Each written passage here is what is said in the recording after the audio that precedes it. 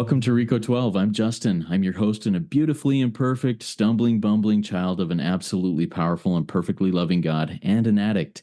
Rico 12 is all about exploring the common threads of addiction and sharing tools and hope from those on a similar path. We gather from diverse backgrounds, faiths, places, and all sorts of things to learn and support one another. Our speakers represent various fellowships, addictions, and afflictions, thus showing the common threads of recovery no matter our addiction or affliction. Today's speaker for the 247th meeting is Dorinda W., coming to us from Dublin, Ireland. And she's a first-time Rico 12 speaker, and I'm super excited to hear from her. Her message is entitled today, Drinking for Two. And we'll get to that here in a few minutes. But first, for a little bit of business. Rico 12 has several recovery resources in our family of podcasts and social media communities to learn more, listen more, connect more, just hang out more and learn and grow with us. You can check out the other podcasts, Noodle It Out with Nikki M., Big Book Roundtable, Rico 12 Shares, and we also have communities in our WhatsApp group, Facebook, Instagram. I'm not a big social media person, but they're there, and you can join in and have some conversations there. If you want to get more information, I'll put the information in the chat here in the show notes of the podcast, and they're also found at Rico12 at Rico12.com, RECO12.com. Rico 12 is self-supporting, and your contributions help us continue our mission. Thanks this week to Sharon and Josh for being spearheads and supporting the Rico 12 cause. There are real costs to running these services, and we're just grateful for any donations and help that comes along. So if you feel nudged by your higher power, please consider donating. You can go to rico12.com/support or click on the links in the show notes and the chat for one-time or monthly donation options. Your support makes a difference in keeping us able to share these messages of recovery. We look forward to each meeting to receiving from the light reflected from our speakers. That light inspires hope, meaning, worth, and growth in us, the listening audience. Now I'll introduce our guest speaker for today, Dorinda W., and just give a little background on her. Having grown up in an alcoholic home, Dorinda thought she knew all there was to know about alcoholism, but that was a trap set up by her ego and illness, and as it turns out, she knew nothing. She progressed from a fun-loving moderate drinker into a miserable daily solo drinker with no hope left and no reason left to live. So she thought. How dark it is before the dawn. Little did Dorinda know that there was purpose behind the pain and was being surrendered so that her life could skyrocket. Dorinda, take it away. The floor is yours. Thank you so much, Justin. It's really great to be here. My name is Dorinda, and I'm an alcoholic. And I really love that you opened up with the set-aside prayer, Justin. It's one of my favorite prayers, just asking God to set aside everything that I think I know about myself, about other people, about what I'm going to speak about my journey so far, my journey ahead, and especially about Him. I just think it's a really beautiful prayer.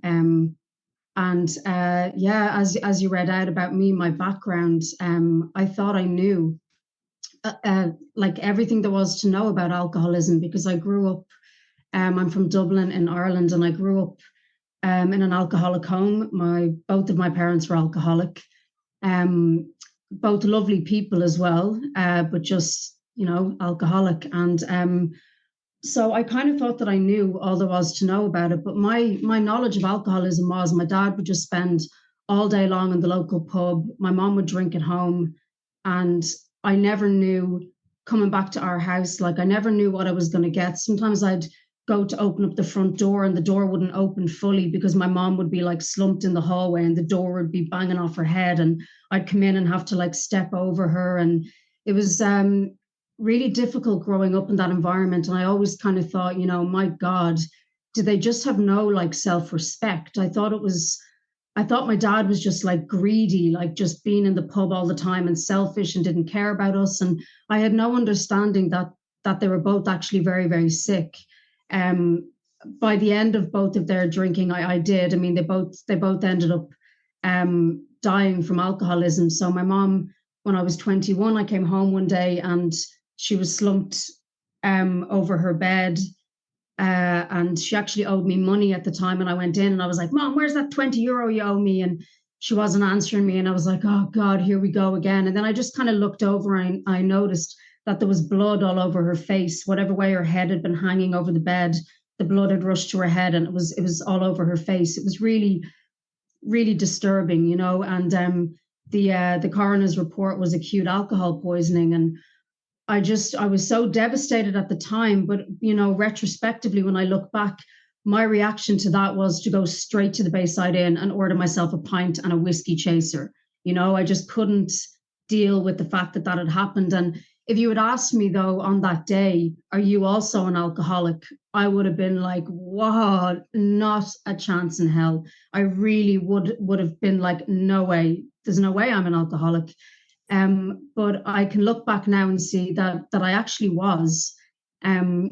My dad then later on, a couple of years later, he ended up falling on his way home from the local pub, and whatever way he fell, he broke his hip, and it was raining, and he ended up having like multiple organ failure, and he was found the next day by a milkman, which is, really tragic way to go as well. And from reading the big book now, it always comes into my head, and Bill's story where he says ominous warnings that I failed to heed, like these two very, very tragic incidences that stemmed from alcoholism. And I just didn't see it that way, though. I just thought, they were really unfortunate. It's such a tragedy, but I didn't kind of link, I knew it was alcoholic deaths, but I just didn't really join the dots properly. But back then, I was still somewhat controlling and enjoying my drinking in my early 20s. I could kind of go to a pub, and we used to always do a pub quiz on like a Thursday evening, and I'd go over and have maybe 3 or 4 pints, do the pub quiz, and then sometimes we'd go back to a session and we'd get a bag of cans, and if the bartender said, no, not tonight, lads, or we didn't have enough money to get some, I'd kind of be like, oh, I'd be a bit disappointed, but it was fine. It wasn't like the end of the world, and I'd just go home, and the next day I'd go to work or college or whatever, and it was fine. Alcohol wasn't my master at that stage. It was just a fun thing that I did with my friends, and I loved it.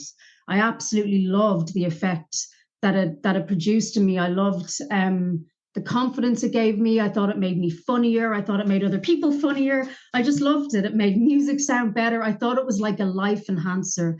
And it got to a point then where it would kind of get me through the day. If I was having a bad day, I'd be like, oh, well, at least this evening, I can drink. So it did start to kind of creep in as like a crutch and something I would start to really, really look forward to. And then, Thursday nights creeped into Wednesday nights, creeped into Tuesday nights, and very insidiously and kind of slowly, it just crept up on me.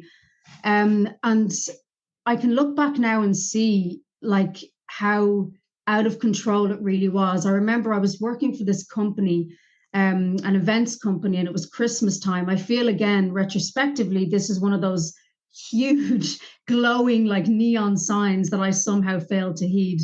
But I was working for this events company, and my job was my boss had asked me to go over to a local hotel and check it out for our Christmas party.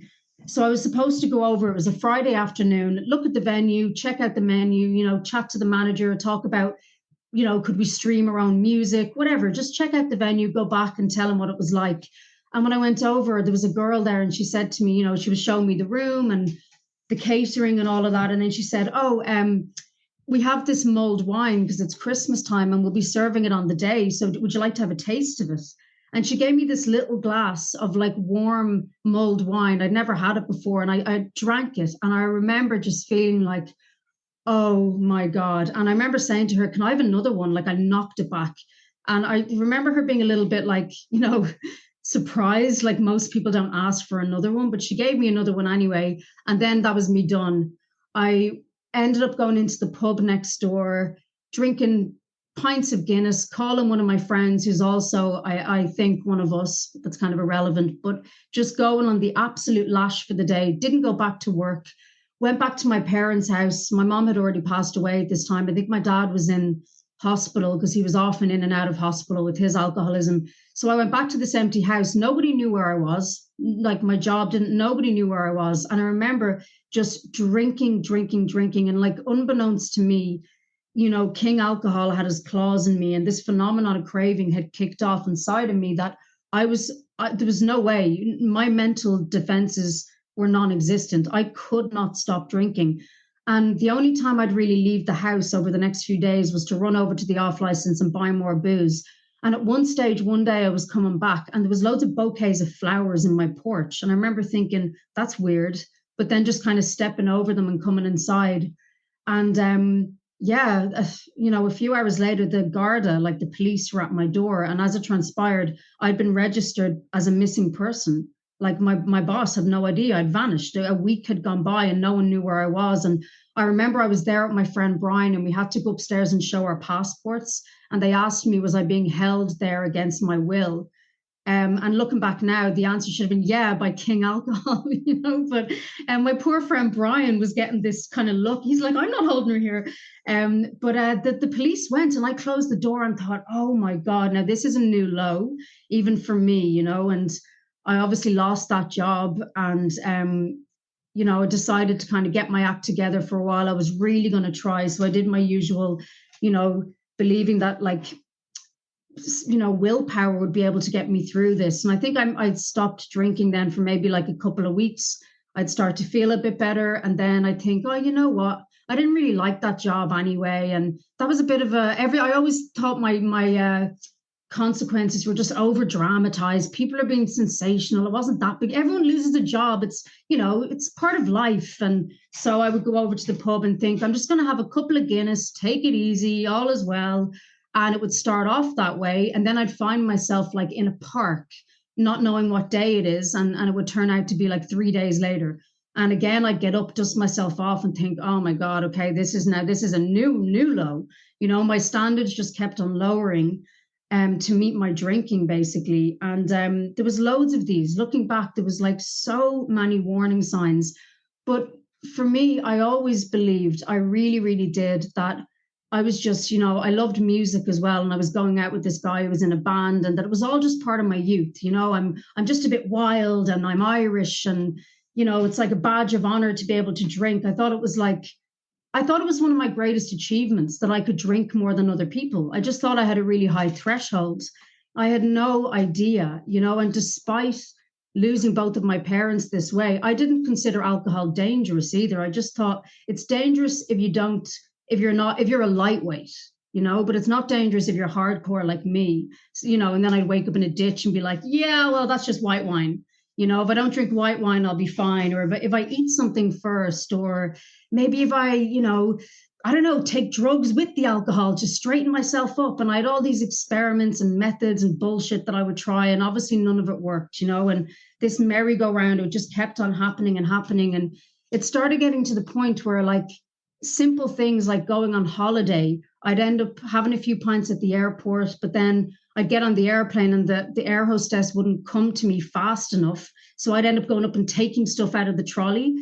Again, unbeknownst to me, that this mental obsession was on me and the physical allergy would have kicked off from the pints in the airport. And I needed, alcoholism demands attention. And the air hostess isn't moving fast enough. I'm going to go get my own booze, and I would, get off the airplane and there'd be like police waiting for me. That happened to me more than once. And they take you into a room and question you, and then generally they let you go. And I used to actually think, oh my God, this is deadly. I got to skip all the security thing. They only questioned me for like 3 minutes. I get to get out of the airport quicker. So I would kind of, my illness would tell me this was almost a positive thing. Like, it's insane how warped and manipulative the alcoholic mind can be, how it would trick me using my own voice and tell me these things. And I would believe it, because for a long time as well, I believed every thought that came into my head. I thought that I am my thoughts. So everything I thought, I thought was true. And if my mind said to me, go buy 6 cans, you'll be fine, I would go buy 6 cans. I wouldn't be fine. But, I would believe my mind was my master, and alcohol was controlling my mind. And if alcohol is my master, then I'm a slave. I've no control. I'm not making choices by myself anymore. But for me, I always wanted to be a mother. I kind of felt like since I lost my own parents, I really just wanted stability. And if I could just find the right guy, he would kind of calm me down a bit and I'd stop drinking for him. And Then I would find a lovely guy, and I'd always end up going out though with guys that were drinking just as heavily as I was. But we'd always break up over my drinking. They'd ask me to slow down, or the relationship would just be so alcoholic and crazy that it would always just disintegrate. But I really believed, if I ever became a mother, and hence the title of my share today was Drinking for Two. I really believed that despite all the evidence to the contrary, all my consequences, all the lack of control and the obsession and the allergy, I really believed if I ever got pregnant, I would just be able to stop, because the love that I would have for a child and the opportunity to create a life with a little baby and have a family, there's no way I would let what happened to me finding my mom's body, I would not let that happen to an innocent little child. And yeah, I found out that I was pregnant then. I was living with my partner at the time, and I was drinking really, really heavily. We were on the cusp of breaking up as it was, but I found out I was pregnant. And he ended up like 3 days later leaving. He just said, like, you're an alcoholic. We can't do this. If you choose to do this, like, I'm gone. And at the time, I thought he was so heartless doing that. But now looking back, I can see that he was terrified, and he could see that there's no way I could take care of a child. But something in me, like, I'm not religious still to this day, and I had no spirituality, I had no higher power in my life that I was aware of at this time. But there was something in me that just said, keep this child, like, you have to go through with this. And so I decided I would go through the pregnancy. But about 2 weeks only into it, the obsession came over me to buy alcohol. And I remember just feeling terrified and so saddened, but thinking, no, no, no, no, no, this can't be about to happen. Surely not. But then going into an off license and picking up like ginger beer and telling myself, well, uh, ginger is good for pregnant women. Maybe if I just get 2 ginger beers and like 1 Guinness. But again, not knowing that this physical allergy is going to be activated, and I have this ginger beer, it activates the phenomenon of craving. And next minute, I'm over there buying 2 bottles of wine in floods of tears. And this went on throughout my pregnancy. And it was, I just can't even put into words how lonely and frightening and isolating it was to be pregnant with no parents, no partner. COVID was happening. So I really was all alone. And I used to just sit on my window ledge. I was up on the 4th floor of this apartment, with a can in my hand, and just watch people go by, just like a man walking his dog, and just think, look at that man. He's just like walking his dog as if that's just normal. Like that woman just has a newspaper under her arm going to a cafe. And I just couldn't fathom how people could just live. Like, why aren't they tormented? Why aren't they bawling, crying, drinking 3 bottles of wine, listening to fucking Radiohead every night like me, and then waking up and doing it again? Why am I trapped? I don't understand. And it was then that I realized I'm drinking against my will. I didn't have that terminology, but I think this was really God's way of showing me that the delusion I would be able to stop if I had a child, that was getting smashed right here. And I remember telling them in the maternity hospital, I have to tell you something, was at one of my scans. I remember looking around this room of glowing pregnant women, and I'm like sweating and hungover and just being like, this is so awful. This is not normal. This is not okay. And I told them in the maternity hospital, and they said to me, oh, like, why don't you take up knitting or crocheting, and, look at baby pictures of other babies. It might help you to, give you that maternal instinct. And I was thinking, no, I have a maternal instinct. I want to be a mother more than anything in this world. I've lost my mom. I want to be a mom. That's not what this is. And then leaving there even more confused and thinking, well, I'm not going to knit. Like, that's not going to help me here, and then going to the off license in floods of tears, wearing like oversized jumpers so nobody could see my baby bump. And then going home and just crying my eyes out and knowing I can't do this. And also not knowing how this little baby was going to turn out. Is he going to have alcohol syndrome? I have no idea. And I used to walk along by the canal nearly every day near my house and just think, just jump in. You're both better off. The world is better off without you. Nobody likes you. You've no friends. No one's even like, the world is like, your world is empty.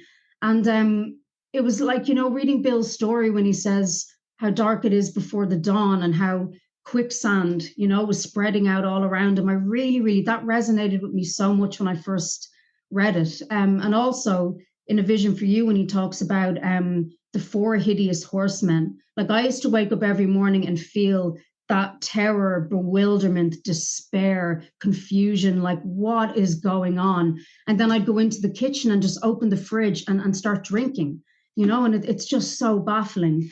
But I believed still during that pregnancy, okay, you know what though? When this child is born and I see him, if he's okay, I will, oh my God, I will never hurt him again. Like, once I hold him in my arms, I will do everything in my power, not realizing I had no power, to never ever hurt him. And I remember when he was born, him being handed to me and he was fine. They did that test that they do on a newborn baby and said he's perfect. His name is Jack, and he was like 5 stone 9 ounces, and he was just this beautiful, tiny little thing. And I was like, oh my God, the love just flooded through me. And I thought, we've arrived, we're good, we're going to be okay, all is well here. And I went home to my apartment, and a friend of mine came over with a bottle of champagne about a week later to say, congratulations, as you do, like, you wet the baby's head. And I had a glass of champagne, and she left. And I remember just thinking, oh my God, it's on me again. Just this absolute uncontrollable urge to drink. And then running over to the off license, getting whatever, like bottles of wine and beers, and drinking to absolute oblivion at home alone with this teeny tiny little baby who I know nothing about minding a newborn baby either. I wasn't sure how to feed him. I didn't have my own mom to even ask, what do I do here? I have no relations around me. It was really, really frightening. And that poor little baby, it was it's just, yeah, there's no words to kind of describe that level of mayhem and just sadness that I felt, and powerless, I guess. And then I just kept drinking and drinking, and I was just in this abyss. I didn't know what to do. And one morning I woke up and Jack was about 5 weeks old. And I just woke up and I thought, oh my God, he's not beside me. Where is he? Because he'd been sleeping like on my chest. And I thought, oh my God, where is he? And I went into the sitting room and I just saw his little basket, and it was beside the radiator. And I looked in and he just looked up at me, and he was, oh, his big eyes just looked up at me, and he was okay. And I just thought, I remember I was shaking, and there was a glass of wine on the table. And I just thought to myself, this is do or die. You either drink that glass of wine or you're going to actually physically collapse. Just something in me. I felt like my light was fading. Like, I remember I could hear my dad's voice in the background, kind of just saying my name, like Dorinda, Dorinda. It was like I was dying, basically. I just had a baby, so I was physically very weak as well. I wasn't eating. I was really skinny. I was just in absolute ribbons. And I just thought, this is it now. And I couldn't hold him. I remember I was shaking so badly. And I just thought, okay, I need to do something here. And I just rang an ambulance. And the ambulance came. I went into hospital. And just to kind of get to the solution and the happy part now, because I know that's hardly a happy fairy tale I've just spilled upon everybody. I went into the hospital, and it was like I had some kind of a spiritual awakening. The nurses just said to me, have you ever heard of AA? And I said, well, I mean, I've heard of it, but I don't know anything about it. But, my parents were alcoholic, and they said, well, you should go to an AA meeting. And she just wrote a Zoom code down for this meeting in Dublin and said, when you go home, go on to that. And I remember in my head thinking, yeah, I'll get a bag of cans, go on to that Zoom meeting, because everything I did, even making a phone call, it was like, I'll get a few cans and then I'll do that. But anyway, when I left the hospital, I remember just driving by the off license, and I didn't get a few cans. And I ended up going on to that meeting. It was a Friday night, and there was a girl reading from the doctor's opinion. And at this stage, I had no idea what a big book was. I had no idea who this doctor was. I'd never, I didn't know anything about this. But every single thing she was saying resonated like to my core, that we're restless, irritable, discontented, that we keep drinking to satisfy this physical craving that can't be satisfied, that I have this mental obsession, that I need this psychic change. Everything. It just made entire sense. And this girl's name was Heather, and she had this locket around her neck, and there was a picture of her son and daughter who she had actually lost through her drinking. You know, they got taken off her and into care. And she was kind of rubbing the locket, and she was saying she had now got her kids back. She was like 8 years sober, and that she used to look at this locket to stop her drinking. And I just thought about the hospital and them telling me to look at baby pictures. And she was talking about how that didn't work for her, that she would still drink. And I just knew she was armed with the facts, that she knew what she was talking about. She was glowing and beautiful. And she said to me after the meeting, like, "You're new here. Do you want me to be your sponsor?" And I said, "Yeah, sure. I mean, I have no other options here." And we started going through the big book 1 hour a week, every week. And I would have Jack with me, this teeny tiny little little baby would just be on my lap, like he knows the big book inside out now. And something just started to change, you know, as we went through it. It was amazing. I'm not somebody who fought the big book, because it just made so much sense to me. I related to Bill straight away. I was really glad there was a chapter called "There is a Solution." My God.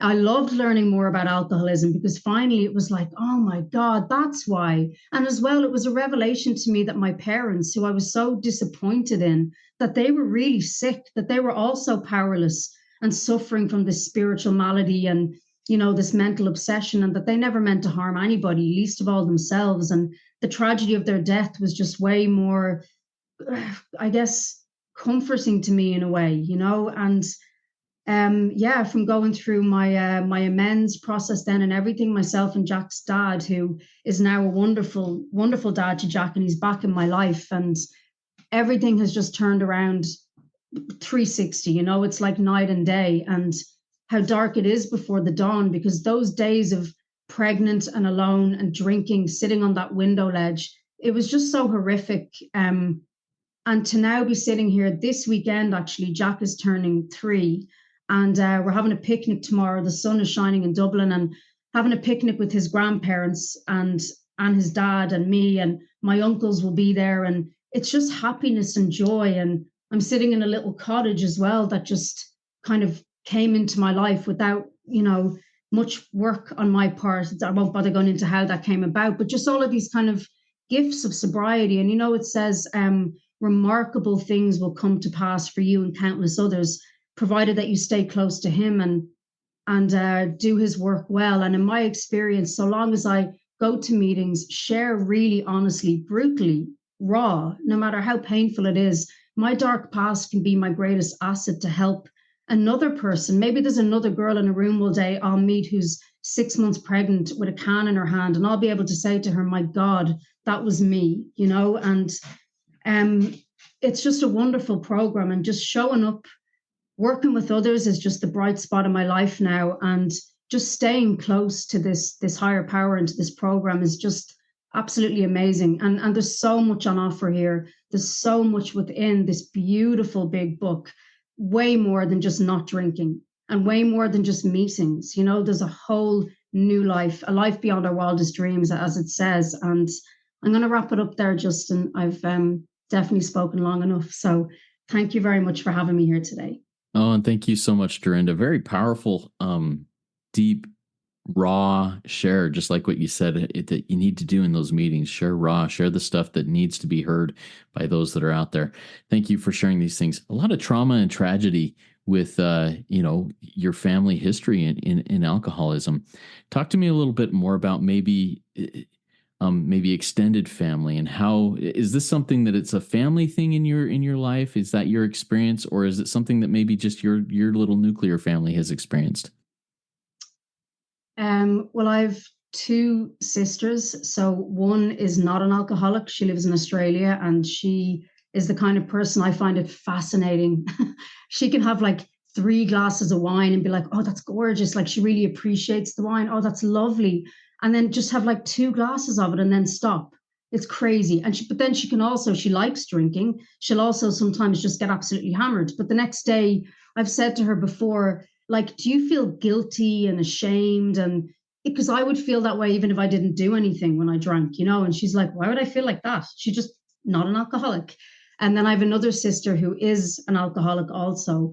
I don't know if it's genetic. I don't know about that, or if it's actually some of us are born this way. I have no idea. But I think personally, I drank my way to this, as in, I think I crossed an invisible line. I think at some stage I could have stopped. But I drank, I think I gave myself that physical allergy by drinking so much because I loved it so much. And then my extended family, I don't really have a big family. So yeah, the two sisters, two of us are alcoholic, one of us isn't. Yeah. Thank you for sharing that. And real quick, a reminder to our live audience here, if you have a question for Dorinda, please, if you are willing to have your first name read, just send it in the general chat and I'll ask the question. If you'd like it to be anonymous, send it to me direct message and I'll ask it as an anonymous question. But go ahead and send questions along for Dorinda. I've got a few more written down here that we'll get to, but if you have any, send them along. You know, I I love the experience you shared when the police came to your door and said, "Are you being held against your will?" And you said, "Well, maybe I should have said yes, I am being held against my will by King Alcohol." Talk to me a little bit more about that. I mean, you explained it very well, but that was such a powerful phrase. Maybe dig into that a little bit if you wouldn't mind, Dorinda. Um, well, I often think, if somebody was following me around during my active drinking for those 15 years with like a video camera and said to you, I'm making a documentary about this girl, guess the name of the documentary, you'd be like, oh, the disasters of a raving alcoholic. Do you know what I mean? But to me, I couldn't see that. I genuinely was so deluded that every time I went out, I would think, despite of only like 2 days ago, something horrendous would have happened. I would think, oh, look, do you know what? That was just because I was with that crowd of people, or I think that bartender put something into my pint. I really do. And I'd go and start doing it again. And it really is like being a puppet on King Alcohol strings. Like he's the puppeteer because it dictated where I went, who I went there with. Like I wouldn't drink with people that didn't drink like me because I thought they were boring. I thought they'd be judging me. So I would go to like really old man pubs where there's like old men in tweed caps. And that was my kind of buzz. So it dictated where I went, who I went with. I mean, it dictated my entire pregnancy. It was hell. So my whole life, where I worked, where I didn't work, I got fired constantly. Every time I'd get a new job, I'd end up getting fired. So my life was not, it was completely unmanageable. I couldn't seem to do anything because alcohol was ruling. Alcohol was 100%. When Bill says I was overwhelmed, alcohol was my master, he wins. That's the point that I came to as well. It was like alcohol a million, Dorinda zero, you know? Yeah. Well, that's great. Thank you for sharing that. And alcohol a million, Dorinda zero. And if my record in anything is O and whatever or two and whatever, and I'm losing way more, I'm going to get fired. Thank you for sharing those things. So Sharon asks a question, and I want to build on this also because this is something that I wanted to talk about. She says, "Where is your higher power in all of this?" So, Dorinda, you said, "Hey, I'm not a religious person. I've never been that way, and I'm not now." Talk to me about the what higher power means to you today and how that has evolved. So I had no real concept or experience of a higher power that I thought anyway before coming into AA. But starting from being in the hospital, I felt something spiritual, and it kind of like it was like it wasn't me. Something inside of me said to me, "You're going to die. Like this needs to stop." And I remember kind of just feeling almost my dad's spirit. And I knew from my parents passing away, I had an experience after my mom died where she had died in her bedroom. And a few days later, I went into her room and there was a really strong smell of incense, like what they shake over a coffin. And I remember walking into her room and being like, oh my God, because her room normally smelled of like stale alcohol kind of thing. And there was this really distinct smell of incense. So I knew then there's something, celestial. So I believed there was something, but I didn't give it much thought after that. But from that hospital experience and going to that first AA meeting, I don't know, something started stirring up inside me. And I just started praying from like everything my sponsor told me to do, get on your knees every morning and pray. And I kind of realized about 3 months in, like, oh my God, I haven't even thought about alcohol. And I knew that wasn't me. So I had kind of quite a strong spiritual, higher powery type experience. I can't explain it, but I feel it. And now God is like the most important thing in my life. Every morning I wake up, I meditate for like a minimum of 10 minutes. I talk to God all throughout the day. I know I wouldn't be sitting here without him. I know I wouldn't have this house, my son. I know I'm not keeping myself sober. I still believe on my own devices, I would be a raving lunatic or dead. Like I don't take credit for anything. Any of my achievements are all like God demonstrating through me what he can do. So through meditation, I think just being really, really still and quiet.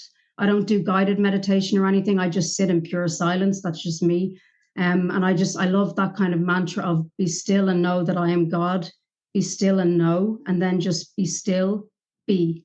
And that's kind of what I say over and over in my head. And I get this lovely, I get a feeling, I can sense my higher power. If I'm in a job interview or something like that, for example, I have this kind of clarity of mind that I know is not me, because that's not my natural way of being. I'm always like all over the gaff. Like, so I feel my higher power. I can't explain it very well, but I know he's there. Thank you for sharing that. And it's powerful. And I love the, you know, the chapter from the big book, We Agnostics, and how it goes into that, and just finding my own concept of higher power. And I love that your concept of higher power, it works, and it's powerful. I love the testimonial that, hey, I haven't even thought about alcohol for 3 months, and that is not me. That's something greater than me. Thank you for sharing that. I have another question coming in from Joanna. Joanna said, how did you get through the early days of sobriety while juggling a new baby? It's really tough. With the help of a higher power, I guess. It was tough, but I wasn't working at the time.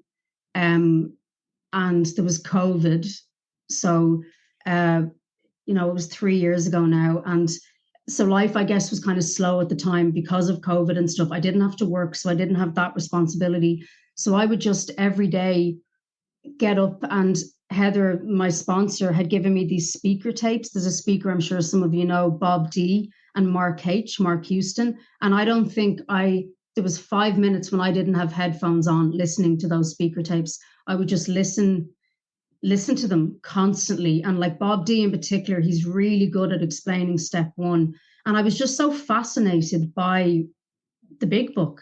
I really was. I was so fascinated by recovery. And Jack, like my little baby, he would sleep a lot, and I would just lie beside him while he was sleeping, just being, really. And I like, because I wasn't working either, I had all the time in the world just to like really immerse myself in this. And Heather, my sponsor, was a great support to me, and it was just meetings. It's not much of a life looking back on it in a way, but for those first couple of months, it had to be that way, where it was just meetings, speaker tapes, sleep, meetings, speaker tapes, sleep, change a nappy. That was it. But I just needed those 6 months of pure right in the center of AA, and that's how it was, just praying to something I didn't even fully understand or believe in, just sitting in silence, and just the big book in my hand. Like, my big book is no cover on it, even, it's completely falling apart.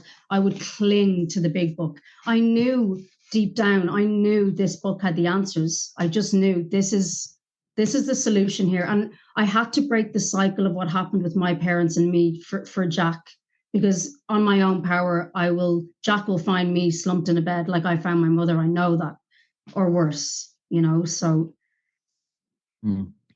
Beautiful. Thanks for sharing that. As you worked through the steps with your sponsor, and as you continue to work the steps, whether with in your own life or giving back as a sponsor, what step or steps have been the most powerful and meaningful to you? Step one is the most powerful, I think. That's step one, making that admission of complete and utter defeat, and really truly understanding what I'm up against here, that this is a fatal progressive illness, understanding at such depth, like the nature of alcoholism and how powerful it really is, and getting to understand the whole necessity of like that psychic change. And for me, just reading the doctor's opinion, it never ceases to amaze me. Every time I read it, I get something else from it. And just that really deep step one experience, I think, always staying connected to that too. Like, I never want to lose my connection to step one and what that was like. And aside from that, I think step 3 is really powerful as well, like turning my will and my life over, like always trying to align my will to what I believe God or my higher power would have me be, would have me do, would have me say. I think that's a really powerful step. And then 12, sponsoring people, carrying the message, because we can and do recover. It's like one of the first promises in the big book is we can recover. We can recover from this hopeless state of mind and body. And I'm not the same girl that sat on that window ledge, bawling, crying, completely lost and devastated. I'm not that person. So we can be reborn. We can recover. Like, to recover from alcoholism, it's just an incredible thing. So yeah, I think step 1, the power of your step 1 experience will kind of affect the rest of your journey through the steps. Yeah, thank you for sharing that, and thank you for going back to the girl that was sitting on the ledge there, crying your eyes out, looking at the man walking his dog, and saying how does that person survive today? How do you deal with moments of sadness, moments of negative emotion? How do you deal with those things healthily so that you don't turn back to drink? Um, I think the big book has the answer to all of our problems, all of our problems. And when I'm in fit spiritual condition, I really believe that. And whatever's going on, I'll just turn to my big book. The answer to everything is in there. There's other days when I'm full of doubt, though, that I'm like, I'll just wake up and just have that kind of gnarly, alcohol-y kind of feeling, and I'll be full of doubt. That happens because I still obviously have an ego, and I am an alcoholic. And if I don't plug into God straight away and I'm plugged into me, I'm in untreated alcoholism straight away. And I can slip into restless, irritable discontentedness. But today, there's always an inner peace. Like, I always know all is well. It really is. And I read a lot of like Eckhart Tolle and stuff about, I always try to bring myself back to the present moment, right here, right now. Where am I? And is there a lion chasing after me? Am I falling out of an airplane? No.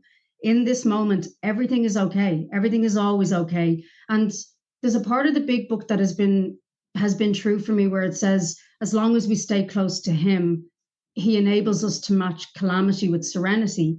And I had an experience last year where I was being evicted from my apartment. My landlord was selling up, and there's a housing crisis in Dublin. I didn't know what I was going to do. I had a month to leave with like a toddler. I was like, oh my God, what am I going to do? And by a miracle, I went to a meeting one day, and I was sitting in the cafe afterwards, and one of the girls at the meeting was like, oh, I actually live around the corner from you, and I'm moving out in like 2 weeks. Do you want me to put you in touch with my landlord? And had I not gone to that meeting, I wouldn't have met her. And this miracle, I got in touch with her landlord, and now I'm sitting in this like gorgeous cottage. It's near my job. It's near Jack's creche. And it's just, I really feel if you stay close to God, even when there's crazy, the external stuff doesn't matter as much anymore. It's always going to be okay. Even death doesn't scare me that much anymore, because I believe now that there's an afterlife, and it's all going to be okay. Oh, that's beautiful. And matching calamity with serenity. That's something that's so hard for the newcomer, for the old timer, for anybody. My world is falling apart. How can I match that calamity with serenity? And thank you for sharing that example. What other ways do you go about allowing serenity in when calamity is happening? Prayer is a big thing, saying like the serenity prayer or the set aside prayer. Just help me set aside what I think I know about this situation. Please remove my fear. Show me what you would have me be. All of those kind of things. And other times as well, like I love music. Sometimes I'm like, right, I'm just going to do something that makes me really happy. And I'll blare like New Order and just sing and dance around my kitchen and be like, whatever, just whatever's going to happen, just let it. And just chatting with friends and other members. I've made some really, really good mates in here, some really good friends. And often when I'll tell them what's going on, like, oh my God, you won't believe what's happening. They'll be like, well, it's not that bad. They'll kind of diffuse it. And, like, I, I guess all of us here, we've all been through so much. Like, what can really shake you at this point? Do you know what I mean? Like, Oh, that's powerful. I've been through so much. What can really shake me at this point? If I'm not in fit spiritual condition, if I'm focused on the calamity rather than the serenity, even a molehill, a minor thing can really shake me. But thank you for sharing that about your experience with working with others, reaching out to others, and just, well, connecting with God, however that may look, whether it be through music, through prayer, through whatever it may be. Beautiful. As we go through this, Dorinda, is there anything else that you're thinking, hey, that's a topic as you're looking back, I wish I would have talked about that, or I missed something there? Is there anything else that you'd like to share here before we start moving into wrapping up? Um, no, not really. I think I spoke for uh, long enough and kind of covered everything that I thought I would. And yeah, you've heard enough out of me. Yeah, no. And that's great. And we do have another question from an anonymous attendee that just came in here. Thank you, Dorinda, for your honesty around drinking and motherhood, which can be so stigmatized by society. How and when will you talk to Jack about your alcoholism or addiction? That's such a good question. That's such a good question. I wrote him a few letters like while I was pregnant, that I haven't reread, so I have no idea what they say because I would have been drunk writing them. But one day I will be brave enough to read them, and oh my God, God knows what I said. But I've also written him letters in sobriety too, and I think uh, I think I'll know when the time is right. Like I definitely will explain to him that I have this illness that I won't hide it from him, like I'll tell him what happened to my parents. I'll tell him, I don't think I need to go into all the nitty gritty detail of it, but I'll tell him what I suffer from. I'll tell him that there is a solution, thankfully, and he'll be well aware of what the big book is. That's for sure.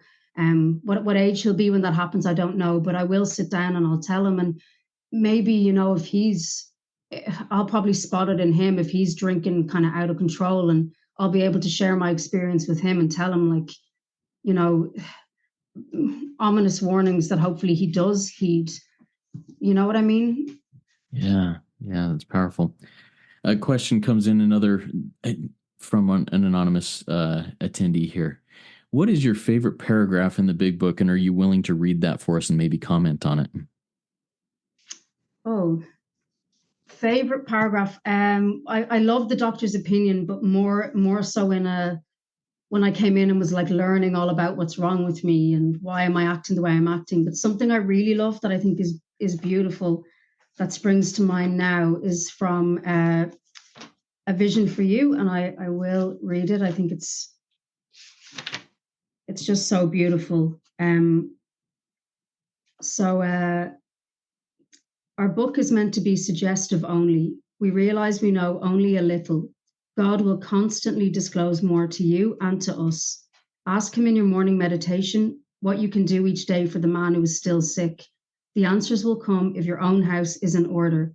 But obviously, you cannot transmit something you haven't got. See to it that your relationship with Him is right, and great events will come to pass for you and countless others. This is the great fact for us. Abandon yourself to God as you understand God. Admit your faults to Him and to your fellows. Clear away the wreckage of your past. Give freely of what you find and join us. We shall be with you in the fellowship of the Spirit, and you will surely meet some of us as you trudge the road of happy destiny. May God bless and keep you until then. Hmm. Love those paragraphs. Those are the last few paragraphs of the first 164 pages of the book. So that's on page 164 for anybody who's like, where is that? I want to check that out and mark it up. Page 164. Dorinda, I love that reading. I love how your story was just so powerful and so from the heart. I and the solution that you shared at the end of that and throughout this Q&A is so powerful, and I'm sure that many people will learn from that. Do you have any final words of wisdom before we wrap up? Words of wisdom. No, not really. Just if there's anybody new or anybody struggling at all, just to know that there is a solution, and we do recover from this. And that from my personal experience, the big book contains the answers not only to your drinking, but to everything life can throw at you. It's a design for living that works in good times, bad times, rough going, and yeah, and it's free. So there you go. Love it. Love it. Thank you so much, Dorinda, for a fantastic Rico 12 weekly speaker meeting. If anybody here has any other questions, or anybody out in the listening audience in the podcast world has questions, please consider joining our WhatsApp community. You can email me at rico12pod@gmail.com to join there, or send an email directly to me with a question. I can get you connected with Dorinda through email there. And if you have questions for her, if you haven't done so already, please consider rating and reviewing the podcast on Apple Podcasts. It's a powerful way to work Step 12. And make sure to check out the Afro Euro recordings that Karen A hosts on many Wednesdays at 9 a.m. GMT every Wednesdays. It's just the Afro Euro version of this. I look forward next week. We will be hearing from another first-time speaker, Catherine M. And I love all these first-time speakers, and I look forward to her experience, strength, and hope next week. If you out there would also like to be considered as a future speaker, we're scheduling into July right now. Please send me an email at rico12pod@gmail.com, and we'll get that set up. All right. So now let's launch off into the rest of our day with a prayer that Dorinda will say for us. Are you ready for that, Dorinda? So it's the Thomas Merton prayer, actually. My Lord God, I have no idea where I am going. I do not see the road ahead of me. I cannot know for certain where it will end, nor do I really know myself. And the fact that I think I am following your will does not mean that I'm actually doing so. But I believe that the desire to please you does in fact please you. And I hope I have that desire in all that I'm doing.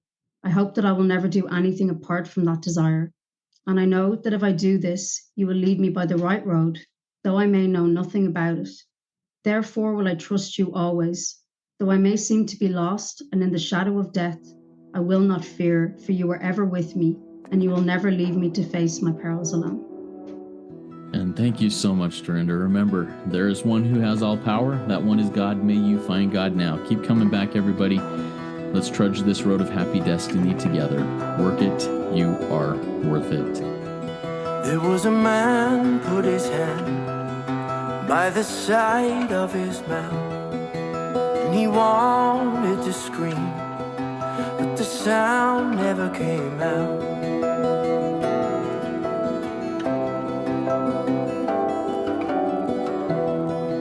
So he reached for the bottle to wash the pain away, 'cause what he wanted so badly was to live a different way.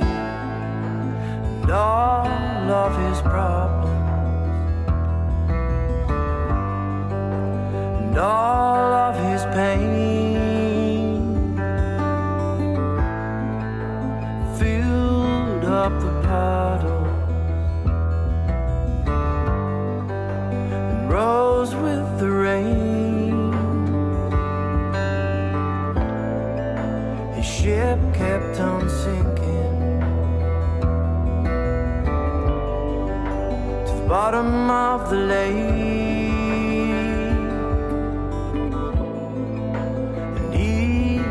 For certain that he was just a fake, just a fake. Was a man put his hand by the side of his mouth,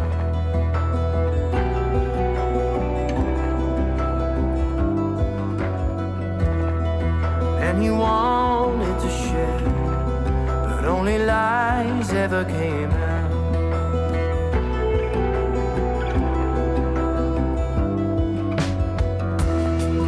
So he reached for the needle to numb the pain inside,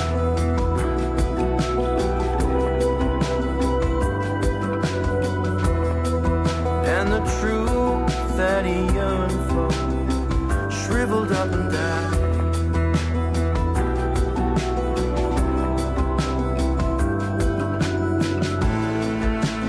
And all of his problems,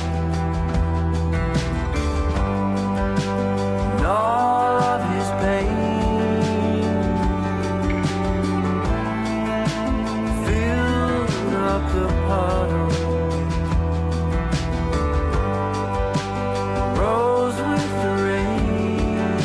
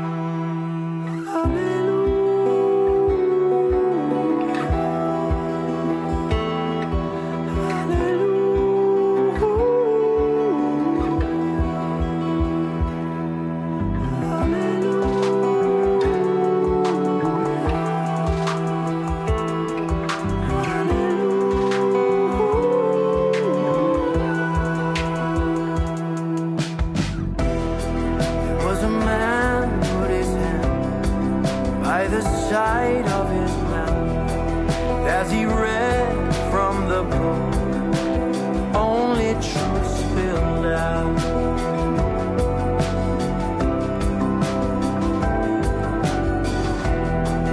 So he reached for a power to help him through the night.